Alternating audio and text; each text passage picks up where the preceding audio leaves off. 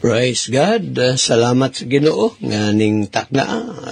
Inasab nga gitugot aron nga kita makatuon sa iyang mga pulong ug gawas niya na karong pong adlaw mo igsuon makaatur sab kita sa ato ang mga simbahanan aron nga mosimba sa Ginoo diha sa espiritu ug sa kamatuoran.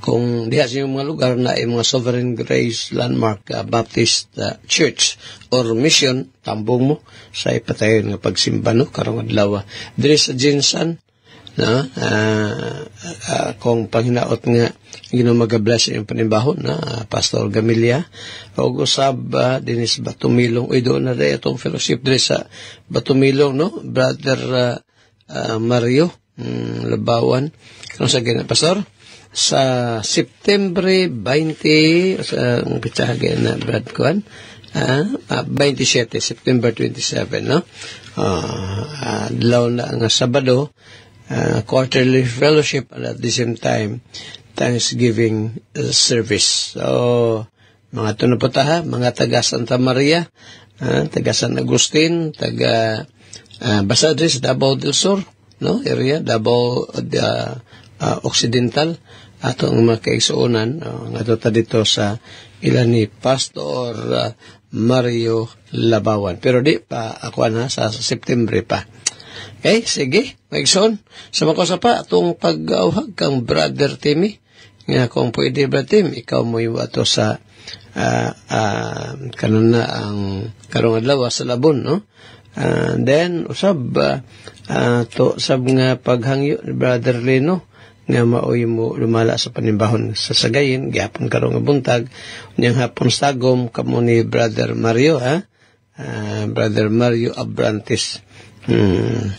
O sige, ato ta sa pangalyo po atong dalos Ginoo atong bulhaton karong adlaw nga unta Ginoo mag-bless iyang mga pulong pagadadon sa mga alagad.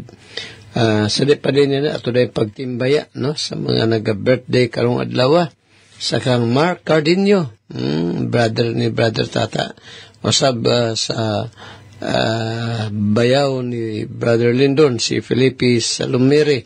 Ping, happy birthday sa kang Alvin Cabigas, then sa kang Rami Tapdasan din na sa Padada, o of course no sa amo ang youngest son ang atong mapatalinghugan karon nga magdumala no sa atong radio program si Attorney Lemuel Atop nga karon sa mga adlaw ga sa ulog sa kasumaran sa iyang adlaw nga tawhan no o usab ato day pagtimbaya no sa kang Kurt John Masayaw nga karon pong adlaw nga birthday.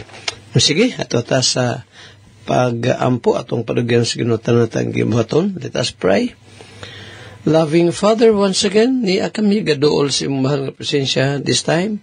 Aron nga una, amo ikaw daygon og pasalamatan nga mapadayon sab namo Lord ang pagtuon sa imong mga pulong. Gani akong pag-ampo nga i-bless amahan ang mga kaigsuonan sila pag-adto sa mga respective places, missions, aron magawali. Gapo ako Ginoo nga sa ilang pagbiyahe, save sila. Sa paghanik ng Pastor Nazara, padung dito sa iyang area. Lord, I pray, i-bless bisa pa sila nga ga-birthday karon adlaw sa kang Mark Cardinio, kang Felipe Sulmire, kang Alvin Cabigas, kang Rami Tabdasan, o bisan pagani Lord, sa kang Kurt John Masayaw, o sa kang Attorney Lemuel, ang mga youngest son, nga Lord, nagpagatuigan ihatag mo kanila, kauban ang mga minahal sa kinabuhi. Dahil ka mag-bless ka Lemuel sa iyang work din sa tudlo niya sa law school, sa pag-practice niya sa iyang pagka-lawyer, and then sa pag-minister niya Ginoo din sa radyo o sa pag-atos mga missions, pag-preach. Bless Ginoo, bisan pagani man ang gayan panimbaho na mo sa church o sa mga kaubanan ng mga churches and missions. Salamat Lord sa imong kaayo. Dalaygon mo gayon sa uli katapusan nga despite sa mong shortcomings, palayan ka Ginoong kamaayo din ka na mo. Again Lord, salamat sa pagpadala mo kang Christ aron nga mamatay pulis sa mong dapit. Father, kiningatanan among gidaig kanimong gipasalamatan sa ngalan ni Kristo nga among Ginoo manluwas sa man among gitugyan kiningatanan. Amen. Amen. Minasot may soning usa ka awit. After this, atong patalinghugan ang mensahe, no? Ikas pulong sa Ginoo, pinaagi ni Attorney Lemuel B. Atop. Does Jesus care? So this time, atong ipadayo ng ato ang pag-study diri sa Proverbs, sa ato ang kaning daily meditation, na anatak karon sa verse 2, Proverbs chapter 18, verse 2. Ingon diri, ang usa ka buang walay kalipay diha sa pagsabot, apan maulamang nga ang iyang kasing-kasing magabutyag sa iyang kaugalingon. Diri sa English King James Version, ingon diri, Proverbs chapter 18 verse 2, a fool hath no delight in understanding, but that his heart may discover itself. Naghantag makuha nga truth or kamatuoran diri sa kaning verse. Ingon una diri, a fool hath no delight in understanding. Ang buang o buang-buang, if ang Biblia magisgot niini nagapasabot sa usa ka tao nga one who despises wisdom, correction, o ginadespise pud niya ang kahadlok sa Ginoo. Mao kini ang tao nga panghimaraot, supak sa unsa ang gi-instruct sa Biblia, or usang walay kahadlok diha sa Ginoo. Mao kining fool gina-emphasize diri sa Bible. Ang fool daw diri, he does not enjoy ang usa ka buang, dili siya nagakalipay dira sa pag-gain or pag-learn dira sa kamatuoran, or even gaining insight. Kung may gusto, wala siya tinguha nga ma-increase iyahang knowledge, whether sa biblical nga aspeto or even sa iyang spiritual growth. Gina-avoid niya ang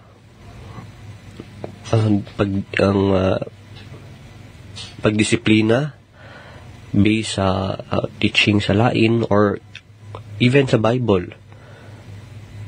Dili siya gusto makasabot, gusto lang niya nga komportable lang ang iyahang pagpuyo, iyang kinabuhi, nga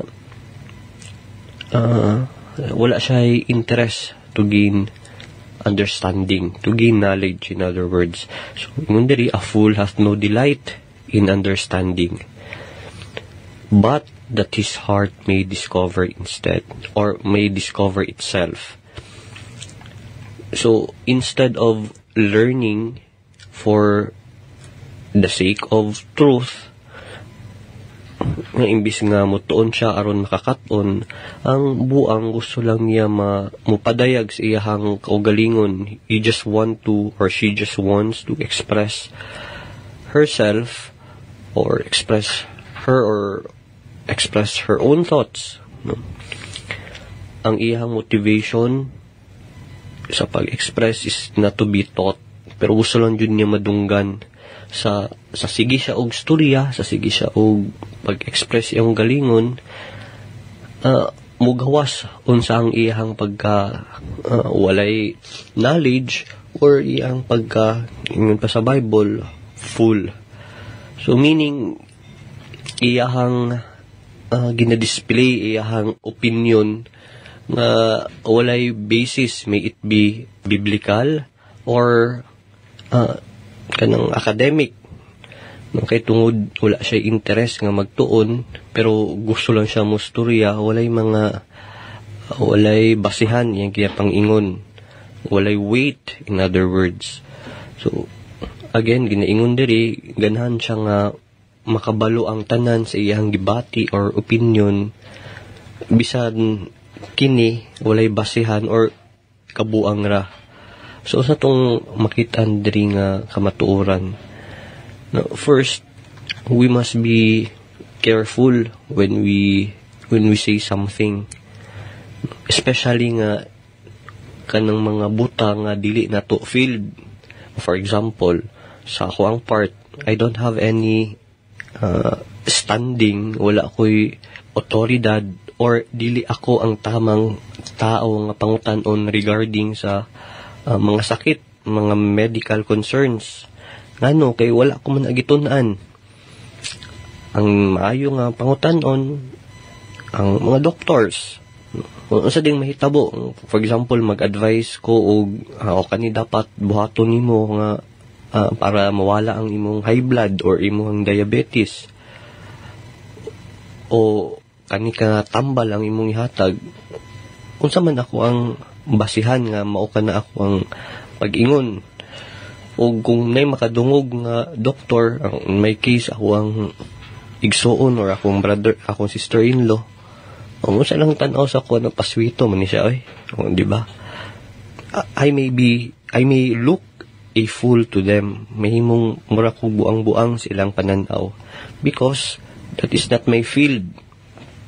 Mo po nang ginaingon diri nga we must be careful. Usahay dapat ato ang pangutana, atong ipangutana, do we speak to glorify God? Nagastorya bata aron mapahimuot or alang sa himaya sa Ginoo, or nagastorya ta aron lang ipadayag ang ato ang kaugalingon? Wala ko gaingon mga igsoon nga mali ang pag self-express, i-express atong kaugalingon. But we must be first willing, kung kita hilig na mag-express atong kaugalingon, nga we are also willing to listen and to learn from others. So ato ang meditation karon unta mag-remind kanato tudlo kanato nga we must pursue wisdom and understanding. Dapat atong tinguha dira sa mga butang na ay kaalam ug pagsabot, ug dili lang ta always nga mo express atong kaugalingon sa atong kalibutan. Ako na-mention, if I'm not mistaken, na gusto tanan madunggan. So humility o kanang humbleness will reflect if there are times that we keep quiet. Instead of speaking, we are eager to listen more than we speak. Kato-ato ang meditation for this time. Proverbs chapter 18 verse 2. So next time, ugot sa Ginoo, data sa verse 3. Sige, mag-aadto kita sa ato ang pagduon sa doktrina, diri sa Doctrines of Grace, na anata sa una palang nature of regeneration, ang kinaiya sa pagkatao pag-usab. Ato ang gitun-an nga ang regeneration, ang pagkatao pag-usab, dili na siya mahitabo pinaagi sa kagustuhan sa tao, no, or yes, man's will. Ato ang gi-emphasize nga ang regeneration dili kini mahitabo pinaagi sa tinguha o kagustuhan sa tao. Importante nga ato ning ibalik-balik kay most, if not all, daghan ang nagatuo nga aron ang usama himong ma-born again, ma-change or tawag natog na ay pagkatao, pag-usab siyang pagkatao, nga kaning butang mahitabo kini tungod sa iyang personal nga decision. Daghan na nagatuan na. Many believe, as I've said, that being born again is a matter of personal decision. Something maka-trigger pinaagi sa ilahang own will. Pero ang scriptures sa kaning mga verses katong gi-studyhan, James chapter 1 verse 18, John chapter 1 verses 12 to 13, Titus chapter 3 verse 5, and kaning Romans chapter 9 verses 15 to 16. Nagatudlo kanato nga ang regeneration, ang usam nga mahimong born again, dili kay tungod sa choice sa tao, but because of the sovereign will of God. Dili ang kabubuton sa tao ang makapa-usab sa iya, mahimong born again siya, makapa-regenerate sa iya. No, diri sa James 1:18, iklaro na to nga ang regeneration, it is an act of God. An act of God driven by His own will, dili ang ato ang kabubuton. Ang Dios mismo ang nagbuhat og mibuhat niini. Sa John chapter 1 verse 13, pakita diri mga igsuon nga walay human effort or kanang even lineage or ancestry. Kung ato ang ginikanan Christians, ato ang lolo Christians, dili pasabot tungod sila mga Kristohanon na born again sila nga automatic ang apo, ang anak born again. Wala gipakita po diri mga igsoon nga dili ang ato ang will, ato ang kabubuton nga mahimong naa ang pagkatawo pag-usab or ang regeneration. Ang spiritual birth diri sa John chapter 1 verse 13 is solely again kabubuton sa Ginoo. It is solely the work of God. Diri sa Romans chapter 9, particularly diri sa verse 16, klaro kay diri magsuon nga even ang desire, ang tinguha nga maluwas, dili kinigikan sa tao. Sa verse 16, very clear, ingon, so then it is not of him that willeth, nor of him that runneth, but of God that showeth mercy. No, it is not the one who wills, dili ang tungod ang usa nagatinguha, nagapangandoy, but the reason why one is saved is because of the mercy of God. So, mo kato ato ang gitun-an nga ang regeneration dili kini mahitabo pinaagi sa tinguha sa tao by man's will. Ato ang studihan na pud karon mga igsoon og sa pipila ka mga higayon, next sessions, kaning regeneration is not accomplished by baptism. No, daghan ang nagatuo nga once mabaptize, isa sa mga requirements aron ang usa maluwas, dili lang ang pagsalig kang Ginoong Hesukristo, ginaapil po nila dira ang pagbautismo. Ang usa dapat mabautismuhan aron siya mahimong luwas. Now, after sa ato ang pagtuon diri sa baptism, which cannot make one born again, ato na pong studihan whether ang pag-join og simbahan, ang pagsulod dira sa usa ka reliyon or iglesia, mahimong makaluwas, makaregenerate sa usa ka tao. And last, atong isgutan whether ang kaning good works, ang maayong buhat, mahimong maka-regenerate sa usa ka tao. Nawang ato ang gusto nga i-instill o i-remind sa to ang tanan nga ang regeneration, ang pagkatao pag-usab, in other words, ang salvation, dili kini buhat nga gikan sa laing butang or laing tao or laing actions, but it is only accomplished, mahitabo lang kini pinaagi sa Ginoo. It is an act of God alone. We must always remember this. Dili kailangan sa Ginoo ang cooperation sa tao. Okay, why? Because we've already established nga ang tao, siya mismo wala siya mabuhat, because he is dead spiritually. Susama sa physically dead nga tao nga wala siya mabuhat. Inana pud ang picture, inana ang senaryo sa usa ka tao nga patay spiritually. Wala siya mabuhat sa iyang kaugalingon. That is why we are always repeating, gibalik-balik nato nga ang buhat sa pag-regenerate, sa pagluwas, buhat ka na sa Ginoo. Sige mga igsoon, ato ning ipadayon sa sunod na higayon.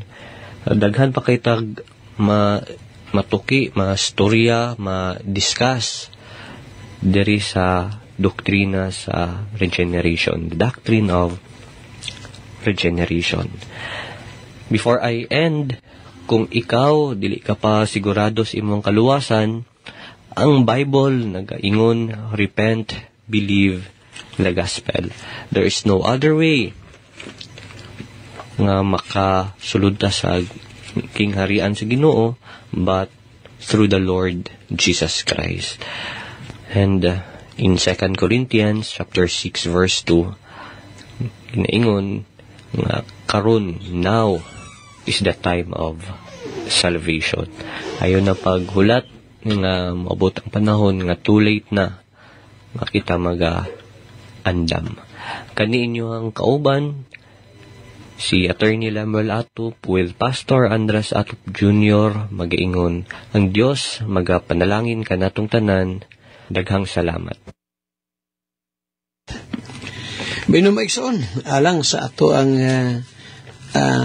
meditation for today. Balikan ta ang kanindot sa maong gi-remind kanato ni Solomon diri sa proverbio. Actually, kining programa pitata diri sa kahanginan maigsoon. Salamat agana sa inyong mapagampo o kamong nagatabang sa mnini, nag-extend sa inyong financial assistance so we can continue this radio ministry. Since 1994, no? Dugay-dugay na pastor, no? Yes, taon na tal dis kahanginan. Since 1994 to the present, no? Go on ta.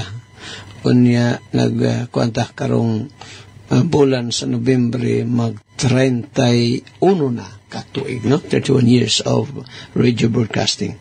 It's my prayer nga prayer kini. Salamat sa iyong mga pagampuha nga diin kana bang giapil ko niyo sa iyong mga pagampo, kami ni Malu, pamilya o ang church, no? Sa inyong mga prayers. Good health na mo. Niya, kahalam gyud gikan sa Ginoo aron nga makatuon ta sa pulong niya, ma-expound na to ni sa tukma gayud nga paagi. Pastor Roy Kasipli, limot ko nga nakalipay mi nga nakatambong sila si Christy o Gasbanyas Jeremy sa inyong panimbahon din no? Sa Lapu-Lapu City. Proverbio Kapitulo 14 maigsoon alang sa to ang meditation karong adlaw. Salamat Brother John Ruben o Brother Alex Mantabuti o kamusab no nga hook up ning ato nga programa dinis kahanginan. O kamong dunay Facebook, kuan ninyo ni imantala ninyo ni atong programa bisan pa atong YouTube, no? Kaya ato nang kalipay nga daghan ang makapaminaw labi na gyud sa gospel of the Lord Jesus Christ. Na kung kanang ginabalik-balik bisan pa sa church nga ang wala pa maksatag kaluwasan og diri sa kahanginan nga unta kamo maka sinati sa salvation diha kang Christ. Kumusta sa pamilya din nga narte, no? O nga, diri sa brother, pagtimbaya na to sa mga kaikson na to di sa Lapu-Lapu City, sila ni Brother Neil, Brother Ronel, Brother Mario, o kaninyong tanan diha, no? Now, 14 sa proverbio, may igsoon, gahapon na itong gisagutan ng verse 9, ang mga buang-buang daw, no? Gatamay, no? Gakatawa, kumidyara na sila ng paghimog sala. No? Kaya sila nagayubit sila sa sala. Fools make a makatsin. but among the righteous there is favor. Mamanta nag-discuss yung first phrase dito sa ikaduha, but among the righteous there is favor. Siyempre, sa Biblia mo igsoon, kasi itong mga taong gikahimutan sa Ginoo, iya ginapaboran. Ginapaboran sa Ginoo, gawa sa eleksyon, manamili siya katawahan aron iyang luwason, gawas pag yun na maigsoon, iya pag yung ginapaboran ang mga taong madlokon siya. Doon nag-i-favor. Remember na ako ng Salmo 84. Nindot kaning mo nga gay sulti ni David Mason. Tawan nyo kadali. Psalm 84 unya verse yun din sa verse 11. For the Lord God is a sun and shield. The Lord will give grace and glory. Asugot sa verse 10. Psalm 84:10, David said, for a day in the courts is better than 1,000. Yung sa kaadlaw daw, diha sa imong asawang, mas mayo pa sa usa ka libo ka tuig. Bisag usa ra kaadlaw, pero naa din na sa pabuton sa Ginoo, so wonderful kaysa mabuhi tagdugay ning kalibutan na, but outside of God's will. I had rather be a doorkeeper in the house of my God. This is what David said, no? Mas palabihin ko pang mahimo kung tig-abli, tig-sira sa putahan sa balay sa Ginoo, a doorkeeper in the house of my God, than to dwell in the tents of wickedness. Kaysa magkinabuhi, magpuyo diya sa balong-balong sa kadautan. Yeah, verse 11, for the Lord God is a sun and shield. The Lord will give grace and glory. Oh, very wonderful verse. Ang Diyos muhatag sa iyang grasyag himaya. No good thing will He withhold from them that walk uprightly. Wala daw yung mga maayong butang nga dili ihatag sa Diyos. Kanila nga nagalakaw din sa pagkamatarong. So, doon ay question. Ayo ba nga magtinarong ta? Oh, yes. Maayo yun. Kaya ingon pa si Ginoo, walay maayong butang na dili niya ihatag. No good thing will He withhold from them that walk uprightly. Munang kining Proverbio Kapitulo 14 maigsoon, verse 9, second phrase, but among the righteous there is favor. Wonderful kayo. Kung magtrabaho siya, ginapadalangin ng sino yung trabaho. Kung magnegosyo siya, ginatabangan siya sa Ginoo. Sa iyang pag-eskwela, kung magtinarong siya, makalampo siya. Kung ang usa ka tawo mahadlokon sa Dios, labi na kitang mga bana mahadlokon sa Ginoo, i-build niya atong family. Di ba? I keep on quoting that verse in Psalm 127. Verse 1, where David said, except the Lord build the house, they labor in vain that build it. Kawang lamang kago sa mga nagatukod sa ilang panimalay. Gawas kung ang Diyos may magatukod nini. No? Kanindot sa mga reminder ka na ito maigsoon, Kining proverbio, mahumantaan ni, balik ko na po na ito ni. Kaya mga actually, kini mag-Proverbs maigsoon. Ang truth din him magod is timeless. Pasabot na pa timeless siya. Meaning to say, this is not only good for the people in the Old Testament times, but for us also in this present time. Di ba para sa ubang mga sinulat maigsoon, mga bahin sa kasulatan nga, para lang sa ilang kapanahonan, sama palatan katong mga kaparian sa Old Testament. Para to sila paghalad. Pero sa bagong tugon, wala matayalad-halad mananap diri. Di ba? Pero ang proverbio maigsoon, ang trust din hantod karon ma-apply na to kini. Sigutan na to ugma kining verse 10, the heart knows his own bitterness, and a stranger does not intermeddle with his joy. Ugma ato ng tagapagtagad. Sige, maigsoon. Atong ipadayon to, atong nabiyaan. Nahuman ba ito na to atong sermon outline? Di na ako ma-remember maigsoon. dadaran yun ka pastor, no? Lagi, no? Ako sang tanawon biko. Bago na tumatiwas tong ato ang sermon outline ba? At talagang, okay, sige, balita sa Daniel. So ito'y topic na to ato. Sige, ato ning tiwason. Mano na to ning gutloa maigsoon. The Savior of the Babylon's wise men. Daniel chapter 2 verse 12.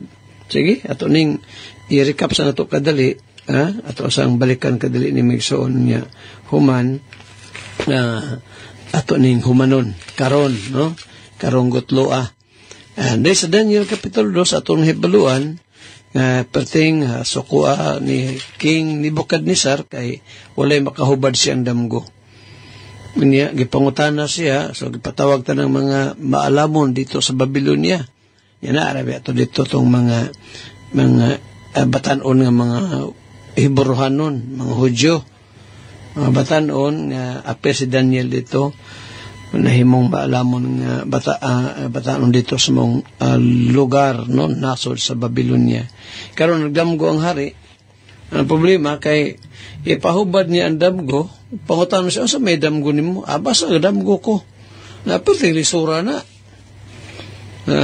Pirting lisura. Parehar na sumingon nga ang amahan, gasugo si anak. Papalit. Kining istorya lagi maigsoon ba, no? Tumaw kaning sa mga istorya nga ingon sa amahan nga, anak, pagpalit ito, mainom bi? Mapalahubog lagi ba?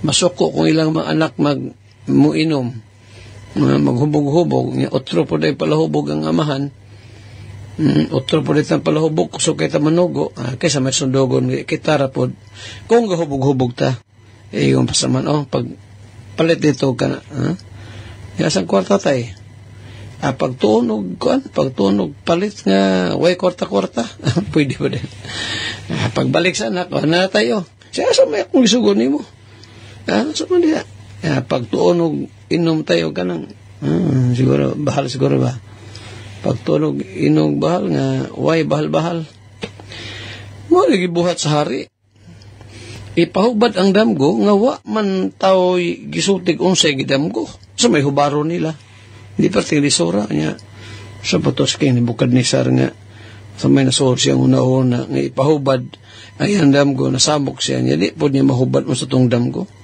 Moto nga, delikado sila, mga wise men sa Babylonia. Karon, nakabot na kang Daniel, nga apel siyang ipapatay. Mo ni sa atong sa first point na to, no? Sa topic nga, the Savior of Babylon's wise men. Teksto na to, Daniel 2:12. Sa unang punto, ang problema, the problem. So, moto akong gisigutan ron. Unya, ang solusyon, moto si Daniel, naghimog right decisions. Gidool niya ang kapitan sari, Daniel chapter 2 verse 14-15. Sunod, nangayo siya og kanang kooperasyon, pakitabang siya sa mga kauban si Daniel, kaparehan niyang Hudyo. That's Daniel 2:17. Huwag niyo suluhan ang problema. Apan katapusan, sa ikatulong sa point na to din, the reputation before God. Dito na sila nihangat si Ginoo. O tanawa maisoon kaya gibuhat ni Daniel gila niya ang Ginoo ayun pa sa Proverbs 3 verse 5 and 6 no trust in the Lord with all thine heart and lean not unto thine own understanding ay pagsalig sa imong kaguling kahibalo sa tanan mong mga dalan ilhon mo ang Ginoo o iya kang tultulan sa angin nimong buhaton gibuhatan ni Daniel. Now a third main point na to, third main point, the outcome, ang resulta. The dream was revealed to Daniel. Tanawara, mga imposibleng butang maigisoon, Ginoo ba yan may tag-iyas na ng mabutang. So, gi-reveal sa Ginoo kang Daniel, ang gidamgo sa hari. No? Verse 19, Daniel 2 verse 19. Ngayon din then was the secret revealed unto Daniel in a night vision. Then Daniel blessed the God of heaven. Manigibuhat ni Daniel. Daniel recognized God's goodness. And that's verse 19, verse 20 up to 22. Then, ipakita ni Daniel ang iyang pagka-grateful. Pagka mapasalamaton. Verse 23. He, I thank thee and praise thee, O Lord, O thou God of my fathers, who hast given me wisdom and might, and hast made known unto me now that the way desired of thee, for thou hast now made known unto us the king's matter. Iyang gipasalamatan ang Diyos, si Daniel nagpasalamat sa Ginoo sa gipadayag ng kamaturan. Kita maisaon kapasalamat pata sa atong pagmata sa buntag. Ang una ba nitong malitok, gawas lag na isugo sa lawas, matutag comfort room, pero kung wala, ang ato ba una pagsampit mo nga muluhod ta nga, Lord, thank you for this another morning. Thank you for the grace. Ana ba itong gihimo? Tigalaw niya pag mata na ito sa buntag. Itong gipangita. Dili ang Bible, kung dili ang cellphone da yun. Excuse me. Kundi ba, tanaw da sa Facebook. Ayaw na igala, ha? Wala na ito ang Ginoo. Sa tanang mabutang unahong gidato ang Diyos. Pag mata sa buntag, whisper even a short prayer. Pasalamat you, thank you Lord for this another new morning. Ano agad higala igsoon. No, kay kanabayang matulog ta tibok gabi na. Manghodanas ato ang kamatayon maigsoon pagkapatay. Ang tawag kong patay mas kalibutan ba ya? Sa kalibutan ba di siya kabaros pangitabo sa palibot. Kaya di ang mga tao ng mata niya kita pagkatuog na to. Wa kita kabalo balitas palibot na to. Wala yun. Mana pagmata sa buntag, ang itang mahimong mapasalamaton sa Ginoo. Then, another thing, gihim ni Daniel Maigsoon, no? Sa iyang tungod niya itong pagpasidungog ni David sa Ginoo, sa kayo sa Ginoo kaniya, God is exalted. Ang napataas Maigsoon, ang Diyos. Tanawa sa giingon sa Daniel chapter 2, then verse 46 and 47. Then the king, Nebuchadnezzar, sa dihang gi-reveal na ni Daniel, unsay kalugan sa mong damgo sa hari. Pagdungog sa hari mo ni ang response, verse 46. Then the king, Nebuchadnezzar, fell upon his face and worshiped Daniel. May hapa, kuyawa, no? Ang hari may soon, sa iyang dakong pagpasalamat. Sa iyang pagpasalamat ba nga, ang Diyos nagpadayag kang Daniel sa iyang damgo, kaya mismo ang hari po nalimot sa iyang damgo, pero samok lagi siya. Karon kipadayag sa Ginoo kang Daniel. Gisulti ni Daniel kana nga to sari o pagdungog sa hari sa mga interpretasyon sa mga damgo, manig buhat sa hari. Mihapa siya sa tubangan Daniel, and then he worship, bali po to yung himo. Di man pwede i-worship ang tao higala. Di masugot, di gani masugot ang angel you worship, ang tao pa ka, and worship Daniel and commanded that they should offer an oblation and sweet odors unto him. Ang grabe, no? Hari God, pasilunggan yun si Daniel. The king answered, verse 47, unto Daniel and said, O Patros, it is that your God is a God of gods, and a Lord of kings, and a revealer of secrets, seeing thou couldst reveal this secret. Kaysa napasalungan sa gihimo ni Daniel Maigsoon, nga to sari, walay laing kundili ang Ginoo, dili si Daniel kundili ang Dios. Kita Maigsoon, no, kung makahimo man tag mga maayong butang, di nato dawaton ang mga pasidungog sa mga tao niya. Kita po, di pa mo daig dito sa mga ato lang pasalamatan ng Ginoo nga siya na imong instrumento. Sama niya itong mga programa din sa kahanginan. No? Salamat gyud sa mga pagampo nagagoon ta. Pero na ay mapasidunggan din wala. Ang Ginoo ra gyud. Kay we know nga everything is by God's grace. Nakabantay mo nga panahon nga magwali ko sa radyo, di sa itong programa. Gaubo-ubo ko, kabantay mo na. O di ba ka, wa nagyutingog. Tungkol sa kapagaw, pero okay sa pagkakaroon. Bisa tulga sunod-sunod ni ato ang mga lakaw, But then, ang Diyos nag-restore sa akong tingog. Kasi mapasilungan niya, ako, ay, magitay mahimo magsoon. Basta kung ikaw na minor, na kay mga nahimong mga maayong butang, ang Diyos pasalamati. No? Ang Ginoo mo ay pasidunggi. God is exalted sa gihimo Daniel. And then, taawa maison, last sub-point na to, promotion granted. Tanawa ra? Sa gibuhat ni Daniel maigsoon, promoted siya. Nataas ang iyang posisyon asa mabasa pastor niya.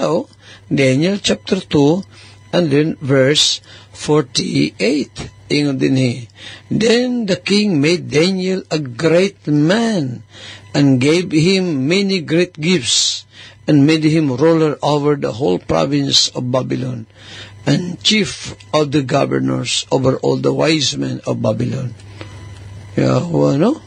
Na-promote si Daniel. Verse 49, Then Daniel requested of the king, and he set Shadrach, Meshach, and Abednego over the first of the province of Babylon. But Daniel sat in the gate of the king. So, wala kalimtin ni Daniel, maigsoon mga kauban, giapil niya sa paghinumdum atubang sa gahari. Muna, kung kita ginapanlinginan, di na ito kalimtan taon itong mga tao, labi na itong mga tao nagtabang na ito. Naigsoon, matay oras. Og na din natapos. Sabay, last verse day, tapos sa versikulo, napromoto si Daniel kay ang Salmo 75, Psalm 75, 6 maigsoon, muna gisultisab. Kasi yun din sa Psalm 75 and then verse 6 na matod pa din For promotion comes neither from the east nor from the west nor from the south, but God is the judge. He put it down one and set up another.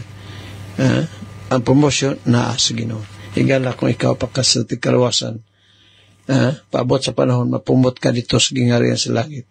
Kung kana imong na sa natin ang salvation. Apan kung wala pa, repent of your sins and trust Him as your Lord and Savior. Handulog ma, samantat na, sa mga istasyon, inyong higalas kahanginan. Andres Atob Jr. manamilit, magaingon ang Diyos, magapanalangin ka natong tanan. Daghang salamat. Salamat sa Ginoo, mga kaigsunan, sa makausapa na pamalandungan na sab nato ang pulong sa Ginoo. Pinagi sa iyang alagad, si Pastor Andres Atop Jr. sa second portion, o diha sa first portion ni Brother Attorney Lemuel Atop. Salamat sa Ginoo nga din sa kanunay siya nag-remind ka nato sa mga pulong o sa mga pagtulunan. Kay mga kaigsunan, ako ang i-shoutout ang naminaw karon dinhi sa to ang live nini nga kabuntagon along Domingo karon July 27, 2025. O ako sa i-acknowledge o shoutout sa ang nakabisita o nagatan-aw dinhi sa tong live. Brother Joe Darol, matod pa siyang mensahe. Mayong buntag, Pastor. Okay, Brother Joe, good morning sab nimo diha. O maayong paminaw. Nanawag ka ganyan, Brother Joe, anak ko na tubaga kay medyo live ko sa apaan.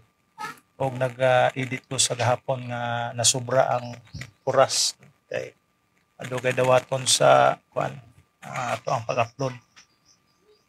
Okay, mga kaigsunan, di ta malimot sa pag-adto sa itong mga kasimbahanan karon sa itong mga mission, sa itong mga churches. Simba ta karon sa Ginoo tungod kay adlaw karon sa igsisimba na to sa Ginoo.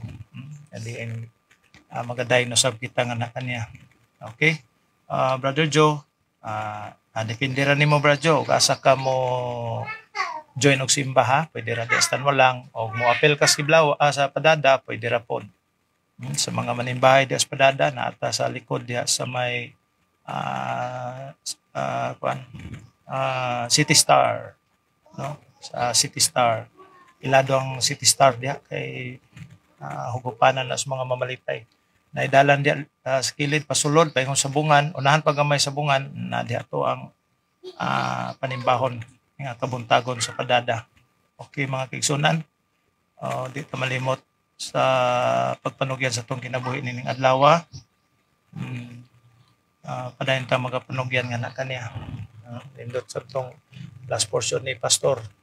Di gid angay malimot sa paghinumdom sa mga taong nakahimo og matarong diha sa tagsa-tagsa kagalingon. So kung dili gina to angay kalimtan ng tao, unsa pa kaha ang Dios nga naghimo og mga dagkong butang pa sa atong kinabuhi. Di na to siya kalimtan. So ato siyang simbahon diha sa iyang mga kasimbahanan nining kamuntagon. Labi na sa ato sa mga Sovereign Grace Landmark Baptist Church member. No? Okay, dahil dako kayong kalabutan ng atong mensahe karon diha sa pagdili kalimot sa mga butang nga gibuhat sa Dios nga ni kanato.